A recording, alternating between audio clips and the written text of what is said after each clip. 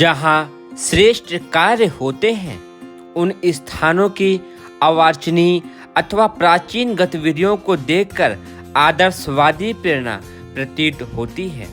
उन स्थानों को तीर्थ कहते हैं। इन दिनों प्रख्यात तीर्थ थोड़े से ही हैं।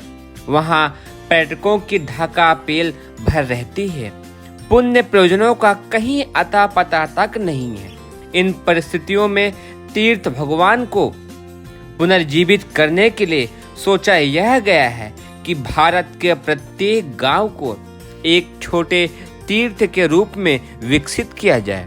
ग्राम से तात्पर्य यहाँ शहरों से द्वेष अथवा उपेक्षा का भाव रखना नहीं है, वरन पिछड़ेपन की औसत रेखा से नीचे वालों को वर्ग को प्रधानता देना है।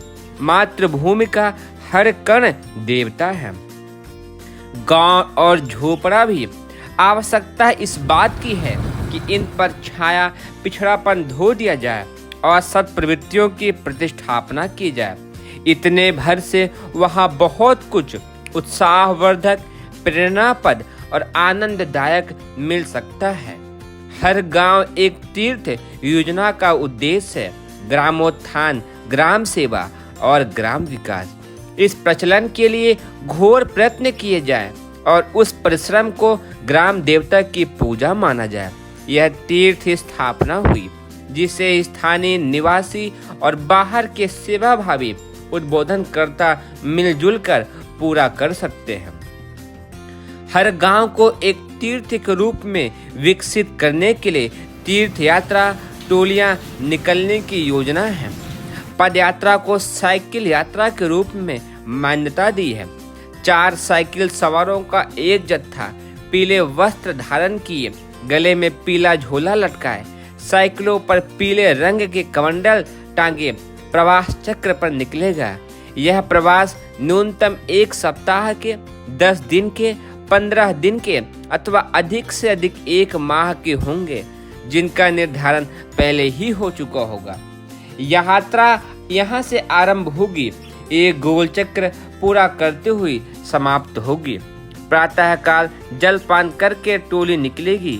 रास्ते के सहारे वाली दीवारों पर आदर्श वाक्य लिखती चलेगी। छोटी बाल्टियों में रंग घुला होगा। हम बदलेंगे, युग बदलेगा। हम सुधरेंगे, युग सुधरेगा। नर और नारी एक समान, जाति वंश सब एक समान। वाक्यों की प्रकाशित श्रृंखलाएं जो जहां उपयुक्त बैठे वहां उन्हें ब्रश से लिखते चलना चाहिए। गांव में एक दिन के कीर्तन में सुगम संगीत से जहां उपस्थित जनों को आह्वानित किया जाएगा, वहां उन्हें यह भी बताया जाएगा कि गांव को सज्जनता और प्रकृति की प्रतिमूर्ति बनाया जा सकता है। प्रौढ़ शिक्षा, बाल संस्कार शाला, स्वच्छता, व्यायामशाला, घरेलू साख वाटिका, परिवार नियोजन, नशाबंदी, मितव्ययिता, सहकारिता, वृक्षारोपण आदि सत्प्रवृत्तियों की इन महिमा और आवश्यकता बताते हुए यह बताया जाए कि इन सत्प्रवृत्तियों को मिलजुल कर किस प्रकार कार्यान्वित किया जा सकता है और उन प्रयत्नों का कैसे भरपूर लाभ उठाया जा सकता है। संभव हो तो सभा के अंत में उत्साही प्रतिभावान लोगों की एक समिति बना दी जाए जो नियमित रूप से समय दान, अंशदान देकर इन सत्प्रवृत्तियों को कार्यान्वित करने में जुटे। गांव की एकता, पवित्रता का ध्वज अशोक वृक्ष के रूप में दूसरे दिन प्रातःकाल स्थापित किया जाए। यह देव प्रतिमा उपयोगिता और भावना की दृष्टि से अतीव ही उपयोगी है। इस आंदोलन से 1 लाख गांवों में शांति कुंज ने पहला कदम बढ़ाया है। इसके लिए संचालक केंद्रों की स्थापना की गई है। वहाँ 4 नई साइकिलें, 4 छोटी बाल्टियाँ, बिस्तर बंद, संगीत उपकरण, साहित्य आदि साधन जुटाए गए हैं।